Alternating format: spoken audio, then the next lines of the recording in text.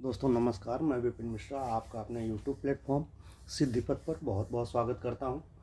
और जैसा कि आप जानते होंगे कि हम लोग यहां पर हिंदी विषय को लेकर के चर्चा कर रहे हैं।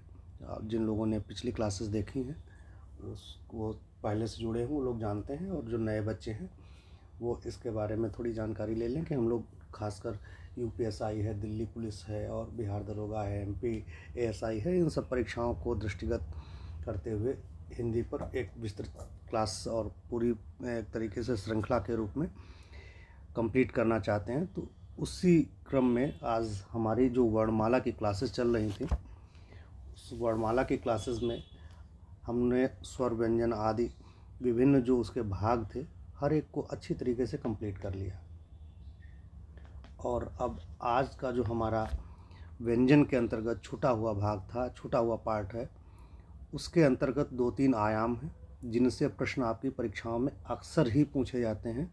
क्योंकि हमारा देखो एक उद्देश्य रहता है कि हमें पढ़ाई अपनी परीक्षा के आधार पर करनी चाहिए, न कि हमको विद्वान बनना है। तो जहाँ से प्रश्न पूछे जाते हैं, चूँकि मेरा एक 10 वर्षों का अनुभव रहा है इस क्षेत्र में, तो इस वजह से मैं उन्हीं सेगमेंट्स पर, उन्हीं टॉपिक्स पर अच्छी तरीके से फोकस करता हूँ जहाँ से प्रश्न बनने की संभावना अधिक है। तो इसमें व्यंजन वाले पार्ट की जब हम बात करेंगे, तो वैसे तो पिछली क्लासेस में आप लोग पिछले वीडियोस देख लेंगे, तो उसमें मैंने आपको बता भी दिया है। लेकिन कि व्यंजन में हम लोगों ने देखा कि भाई इसमें अघोष व्यंजन कौन से हैं, स्पर्श व्यंजन कौन से हैं, प्राणत्व के आधार पर अल्प प्राण महाप्राण व्यंजन कौन से हैं, सघोष अघोष व्यंजन कौन से हैं, इन सब पर हम लोग पिछली क्लासेस में चर्चा कर चुके हैं। आज हम यहाँ पर हमारी चर्चा का जो विषय रहेगा वो रहेगा आपका मूल रूप से यहाँ पर अगर देखा जाए तो 2-3 टॉपिक्स पर हम लोग चर्चा करेंगे।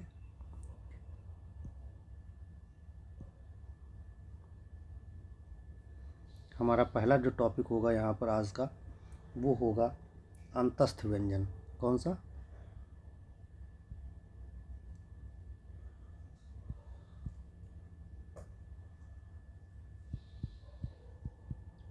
अंतस्थ व्यंजन।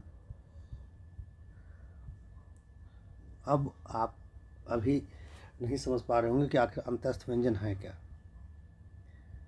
मैं आपको किताबी भाषा के अलावा एक व्यवहारिक और समझपूर्ण भाषा के अंतर्गत बताने की कोशिश करूँगा कि ऐसे व्यंजन जो हमारे अंदर से निकलते हैं, अंदर से जिनसे आवाज़ आती है, ऐसे व्यंजनों को हम अंतस्थ व्यंजन बोलते हैं। जो अंत मतलब होता है कि अंदर, जो अंदर स्थित हैं। अंतस्थ का मतलब क्या हुआ? अंत, अंतर में हमारे जो अंदर स्थित हैं, और स्थ मतलब स्थित, यही हुआ ना अंतस्थ। तो इसी से अंतस्थ हो गया। आप जब शब्द पकड़ लेंगे तो व्यंजनों को अच्छी तरीके से समझ लेंगे। तो अंतस्थ व्यंजन, अब अंतस्थ व्यंजन आपने समझ लिया। अब इसके अंतर्गत कौन कौन से व्यंजन अंतस्थ व्यंजन के अंतर्गत आते हैं, यहाँ से प्रश्न पूछा जाता है आपसे। तो आप जान लें कि अंतस्थ व्यंजन के अंतर्गत य, र, ल और व, य, र, ल, व, यह जो है हमारे अंतस्थ व्यंजन है। यहाँ पर आप एक विशेष रूप से ध्यान रखेंगे कि इन व्यंजनों की विशेषता ये है, कभी कभी प्रश्न जब डीप में पूछता है तो ये भी पूछ सकता है कि अंतस्थ व्यंजन होते हैं, स्टेटमेंट दे दिया दो कि अंतस्थ व्यंजन होते हैं, सघोष होते हैं, साथ ही अल्प प्राण होते हैं। दूसरा स्टेटमेंट दे दिया अंतस्थ व्यंजन अल्प प्राण होते हैं। क्योंकि आप ये मान के चलिए इस बार की जो परीक्षा में प्रश्न आएंगे, आपने पिछला वाला पेपर देखा ही है, तो प्रश्नों का जो स्तर है वो थोड़ा कठिन ही रहने की संभावना है। तो इस वजह से आप हर एक आयाम को अच्छी तरीके से समझ करके पढ़ेंगे, देखेंगे। तो आप समझ गए कि ये अलावा अंतस्थ व्यंजन भी हैं। इन्हें सघोष के अंतर्गत भी आते हैं और ये अल्प प्राण के अंतर्गत भी आते हैं। बात समझ में आ गई होगी आप लोगों को। अब यहाँ पर एक दो चीज़ें और आपके लिए देखनी ज़रूरी हैं। जैसे यहाँ पर जो र व्यंजन है, कौन सा व्यंजन है? र व्यंजन, ये वाला र जो है, र व्यंजन, र व्यंजन की यहाँ पर एक विशेषता है, प्रश्न भी आपसे पूछा जाता है कभी कभी। र व्यंजन की एक स्पेशल विशेषता है, वो यह है कि इसे लुंठित, इसे क्या कहते हैं? लुंठित, लुंठित व्यंजन के अंतर्गत भी आता है। लुंठित व्यंजन क्या है? जिसमें जीभ तालू से लुढ़क कर स्पर्श करे। जीभ, आपको मैंने पिछली क्लास में बताया था कि जीभ हमारी क्या होगी, जो तालू होता है, तालू होता है, तो तालू से क्या होता है, लुढ़क करके जब स्पर्श करती है तो वहाँ पर लुंठित, लुंठित व्यंजन उसको कहते हैं। जब हम र बोलेंगे, र का उच्चारण आप करके देखिए, र, तो क्या होती है, हमारी जीभ जो है तालू से स्पर्श होती है और वहाँ से लुढ़कती है, फिर स्पर्श करती है, तो र जो है लुंठित व्यंजन है। आप विशेष रूप से इसको ध्यान रखेंगे, प्रश्न भी पूछा जाता है। एक यहीं से और प्रश्न पूछा जाता है आप लोगों की परीक्षाओं में, वो क्या है? वो ये है कि ल कैसा व्यंजन है। अब विकल्प में दे दिया आपका कि लुंठित, पार्श्विक, ऊष्म संघर्षी, स्पर्श, अघोष। तो इन ऐसी स्थिति में आप स्पष्ट रूप से, जब आपके पास जानकारी होगी, तब आप यहाँ इसको हल कर सकेंगे या इसका सही उत्तर दे सकेंगे। तो यहाँ पर आप देखेंगे ल के बारे में एक उसकी विशेषता ये है कि इसको पार्श्विक व्यंजन भी बोलते हैं। क्या बोलते हैं? पार्श्विक। पार्श्व मतलब होता है किनारा, एक साइड। पार्श्व मतलब क्या होता है? पार्श्विक। पार्श्व मतलब होता है किनारा, एक साइड, एक तरफ, तो उसको पार्श्विक बोलते हैं। तो इसमें क्या होता है कि इसके उच्चारण में हवा जो है जीभ के पार्श्व यानी बगल से निकल जाती है। जब आप ला बोल करके देखिए तो क्या होगी, हवा जो है वो जीभ के साइड से निकलती, ला। आप देखेंगे, महसूस करिए, क्योंकि व्याकरणमाला में सबसे बड़ी चीज़ है, आप उसका प्रैक्टिकल कर सकते हैं। उसके लिए, प्रैक्टिकल के लिए आपको कोई इक्विपमेंट नहीं, लेबोरेटरी की तरह वहाँ ढूंढेंगे जा करके, यहाँ खरीदेंगे। आप बोलिए, तुरंत आपको क्लियर हो जाएगा कि साहब जो है, हाँ ये तो सही है, और याद करने की ज़रूरत नहीं पड़ेगी फिर आपको। तो ला जो है वो पार्श्विक व्यंजन है। पार्श्विक व्यंजन क्यों है? क्योंकि जो वायु है, जो हमारे मुंह से हवा निकलती है, वो हवा जो है वो जीभ के पार्श्व से, पार्श्व मतलब होता है, मैंने अभी आपको बताया, किनारा या बगल, बगल से निकलती है। इस वजह से ला को पार्श्विक व्यंजन भी कहा जाता है। तो इन दो शब्दों को, र और ल को विशेष रूप से ध्यान रखेंगे। इससे प्रश्न अक्सर परीक्षाओं में पूछे जाते हैं। इम्पॉर्टेंट सेगमेंट है, इम्पॉर्टेंट आपका पॉइंट है ये। तो ये तो हमने देखा कि हमारे जो अंतस्थ व्यंजन कौन से हैं।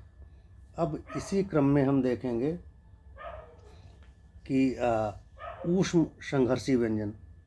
क्या देखेंगे?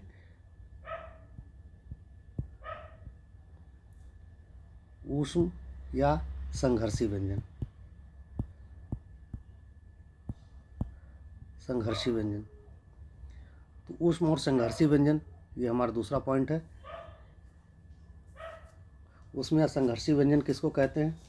कि ऊष्म और संघर्षी व्यंजन में ऐसे व्यंजन जिनमें हम जब उनका उच्चारण करते हैं तो उच्चारण में मुंह के किसी विशेष भाग पर रगड़ या घर्षण अगर होता है, तो घर्षण से एक तरीके से जो निकलते हैं, उससे जो ऊष्मा और ऊर्जा पैदा करते हैं, तो ऐसे व्यंजन को हम ऊष्म व्यंजन बोलते हैं। समझ में आ गई बात? ऊष्म मतलब हुआ ऊर्जा, ऊर्जा, और संघर्ष मतलब रगड़ना। बोलते हैं ना कि लाइफ में बहुत संघर्ष है, तो आदमी कहते हैं भैया रगड़ गई लाइफ है एकदम, तो रगड़ के रख दिया ज़िंदगी ने। तो यही जो है, जब हम उन व्यंजनों का उच्चारण करते हैं तो उसमें घर्षण या रगड़ होती है, तो इससे जो ऊर्जा या गर्मी पैदा होती है, तो इसी वजह से इनको ऊष्म और या संघर्षी व्यंजन कहते हैं। इसके अंतर्गत मूल रूप से आपके श, सा, सा, हा। कौन से? सा खा सा हा, सा खा सा हा। ये आपके जो है कैसे व्यंजन है? ऊष्म संघर्षी व्यंजन। तो इनको आप विशेष रूप से ध्यान रखेंगे। इसमें और एक इम्पॉर्टेंट पक्ष है जिससे अगर प्रश्नों का स्तर कठिन करेगा तो वहाँ पर जा सकता है, तो उसको भी हम यहाँ पर देखेंगे। स्टेटमेंट वाइज अगर क्वेश्चन बनाने लगता है तो फिर इसके लिए आप तैयार रहिए पहले से ही। जैसे वो यह पक्ष है कि इनको हम अघोष और महाप्राण व्यंजन भी बोलते हैं। अब मान लीजिए स्टेटमेंट दे दिया कि सभी ऊष्म व्यंजन अघोष व्यंजन होते हैं। Statement first. स्टेटमेंट सेकंड, सभी ऊष्म संघर्षी व्यंजन महाप्राण व्यंजन होते हैं। तो ऐसी स्थिति में आपके दोनों स्टेटमेंट सही होने चाहिए। ये एक तरीके से आपके टफेस्ट लेवल का जब क्वेश्चन बनाएगा उसके लिए है। सामान्य स्तर पर क्वेश्चन इनसे यही बनाता है कि इनमें से कौन सा व्यंजन संघर्षी या ऊष्म व्यंजन है। तो इस वजह से आप, और उसमें 3 ऑप्शन ये दे देगा, एक अगर नहीं है तो उसमें से 3 ऑप्शन संघर्षी का दे देगा और एक दूसरा दे सकता है। अगर क्वेश्चन का थोड़ा फिर वो पैटर्न चेंज करता है तो उसमें इससे ये पूछ सकता है कि कौन सा है, तो उसमें 3 नहीं वाले दे देगा, एक हा वाला है वाला दे देगा। तो ऐसे प्रश्न यहाँ से बन सकते हैं। इसके लिए आप तैयार रहिए पूरी तरीके से। आप एक चीज़ जानते होंगे, जो अधिकारी होते हैं, खासकर जो राजपत्रित अधिकारी होते हैं, उनके पास निर्णय लेने की क्षमता होती है जो सामान्य कार्मिक होते हैं, पर्सोनेल्स होते हैं, उनकी तुलना में। और उनसे ये अपेक्षा की जाती है कि आप किसी भी घटना के पहले निर्णय लीजिए, घटना होने के बाद नहीं, जिससे घटना के होने की प्रवृत्ति को टाला जा सके। आप चूँकि पुलिस अधिकारी बनेंगे जाकर के, पुलिस अधिकारी बनने में आपको जो संवेदनशील स्थल हैं, संवेदनशील जो क्षेत्र हैं, उनमें कोई भी दुर्घटना हो उससे पहले आप निर्णय लेकर के पुख्ता इंतजाम कर दें जिससे उस दुर्घटना को टाला जा सके। यह आपके फील्ड की चीज़ है। और यही यहाँ पर परीक्षा की दृष्टि से ज़रूरी ये है कि वो पैटर्न नहीं बता रहा है, आपको अपने पूर्वानुमान के आधार पर, अनुभव के आधार पर, ज्ञान के आधार पर, तार्किक शक्ति के आधार पर यह निर्णय लेना है कि कैसे प्रश्न पूछे जा सकते हैं। तो यही सबसे बड़ा अंतर होता है अधिकारियों और कार्मिकों में। तो इसलिए आप चूँकि अधिकारी बनने जा रहे हैं, पुलिस अधिकारी बनने जा रहे हैं, इस वजह से आपका प्रयास यही होना चाहिए कि हम ऐसे पैटर्न जिन पर प्रश्न बनने की संभावना हो सकती है उन पर भी काम करके जाएं। तो इस वजह से आप उन पर काम करके अच्छी तरीके से जाएंगे तो कहीं से भी प्रश्न पूछेगा आप सक्षम होंगे, कैपेबल होंगे उन प्रश्नों के उत्तर देने के लिए। अब एक और हमारे व्यंजन की दृष्टि से ही महत्वपूर्ण आयाम है जिसको बोलते हैं उत्क्षिप्त व्यंजन। क्या बोलते हैं? उत्क्षिप्त व्यंजन।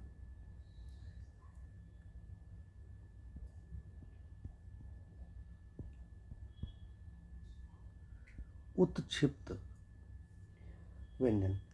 तो ये व्यंजन क्या होते हैं कि ऐसे व्यंजन जिनके उच्चारण में जीभ पहले ऊपर उठकर जाएगी, मूर्धा को छुएगी और फिर झटके से नीचे को आएगी, तो ऐसे व्यंजन को उत्क्षिप्त व्यंजन बोलते हैं। बात समझ में आई कि इसमें क्या होगा कि पहले हमारी जो जीभ है, आप प्रोनाउंसिएशन करके देखिए, पहले हमारी जीभ ऊपर उठ करके जाएगी, हमारा जो मूर्धा वाला पार्ट है ऊपर उसको छुएगी और फिर तेज़ी से नीचे की तरफ आएगी। तो ऐसे व्यंजनों को उत्क्षिप्त व्यंजन बोलते हैं। इसके अंतर्गत 2 व्यंजन आते हैं। कौन कौन से? ड़ और ढ। प्रश्न पूछेगा, इसमें से सामान्य से ही प्रश्न पूछ सकता है कि निम्नलिखित में से कौन से व्यंजन उत्क्षिप्त व्यंजन नहीं है।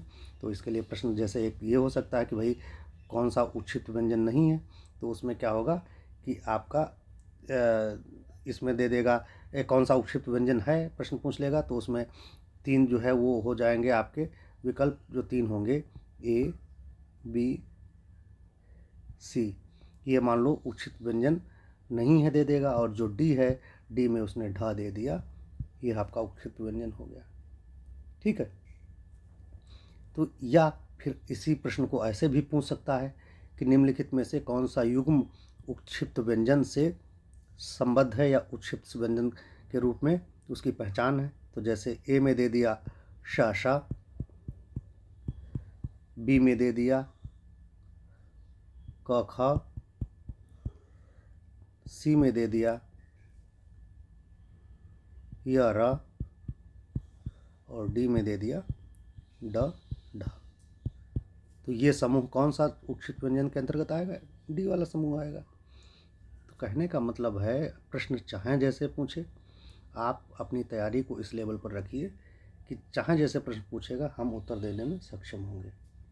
बात समझ में आ गई? तो ये तो आपके उत्क्षिप्त व्यंजन हो गए। क्लियर हो गई चीज़ें? अब एक और आयाम यहाँ पर आपके लिए बचता है जो जानना ज़रूरी है। ये नंबर 3 हो गया। अब नंबर 4 के अंतर्गत एक और आयाम है जिसको बोलते हैं आयोगवाह। यहाँ से भी प्रश्न आते हैं। आयोगवाह।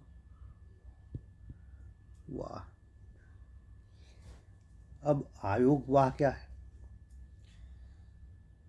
आयोगवाह के अंतर्गत मूल रूप से अगर देखा जाए 2 चीज़ें आती हैं। पहला अनुस्वार।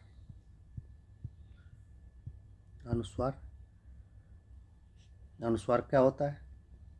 अनुस्वार जो ये बिंदी रखी जाती है ऊपर, में, हैं, ये बिंदी होती है, इसको अनुस्वार बोलते हैं। दूसरा विसर्ग। विसर्ग ये जो रखी जाती हैं अतः, पुनः, ये क्या है? विसर्ग है। इन ध्वनियों को अनुस्वार ध्वनियाँ बोला जाता है। ठीक, बात समझ में आ गई? क्योंकि इन दोनों का जातीय योग देखा जाए तो न तो स्वर के साथ है और न व्यंजन के साथ में है, इसलिए इनको क्या बोलते हैं? अयोगवाह। सॉरी, यहाँ पर यह ध्यान रखिए अयोग है, आयोग नहीं है।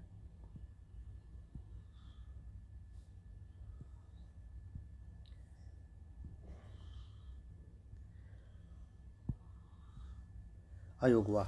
तो इनको चूँकि ये स्वर में भी नहीं है और व्यंजन के अंतर्गत भी नहीं आती हैं, तो इस वजह से इन ध्वनियों को हम क्या बोलते हैं? अयोगवाह ध्वनि बोलते हैं। ये ध्वनि जो है, चूँकि दोनों ध्वनियाँ ये न स्वर में है न व्यंजन में है, इस वजह से इनको अयोगवाह कहा जाता है। वाह का अर्थ जो है वहन करना के संदर्भ में होगा। ठीक है, तो इस तरीके से अयोगवाह ध्वनियों को भी हमने देख लिया। और कुल मिलाकर के जो वर्णमाला की कक्षाएं थी आज हम लोगों ने पूरी 5 कक्षाओं में कंप्लीट कर ली है। और इसके बाद अब शेष जो टॉपिक्स हैं हम क्रमशः उन टॉपिक्स पर चलेंगे। ठीक है, तो हम लोग अपनी अगली क्लास में मिलेंगे। बस मेरा आप लोगों से एक अनुरोध है कि आप लोगों को अगर चीज़ें ठीक लग रही हों तो आपस में अपने दोस्तों के साथ आपकी जो तैयारी से जुड़े हुए ग्रुप्स वगैरह आप लोगों ने बना रखे हैं उनके बीच भी शेयर करिए, जिससे उन बच्चों को भी, आपके साथियों को भी लाभ मिल सके और मुझे भी थोड़ा प्रोत्साहन हो कि हाँ भाई, जो मैं पढ़ा रहा हूँ बच्चों को पसंद आ रहा है, बच्चे उससे जुड़ रहे हैं, कनेक्ट हो रहे हैं, तो मेरा भी एक उत्साह बढ़ता है कि नहीं, मैं और बेहतर तरीके से और नए तरीके से बच्चों को समझाने की कोशिश करूं और नया प्रयास करूं। तो इस वजह से आप जो चैनल है, चूँकि ये मैंने अभी नई शुरुआत की है इसमें, तो आप लोग उसको शेयर भी करेंगे अपने साथ ही साथ उसको सब्सक्राइब भी कर दीजिए, जिससे नोटिफिकेशंस आदि जो जब भी वीडियो आपको पड़े तो वीडियो आपके पास पहुंच जाए, नोटिफिकेशंस मिलते रहें। और अपने साथ में इसको जो है लाइक आदि भी कर दिया करिए। तो ठीक है, अब आज की क्लास हम लोग यहीं पर कंप्लीट करते हैं। मिलेंगे अगली क्लास में, तब तक के लिए धन्यवाद।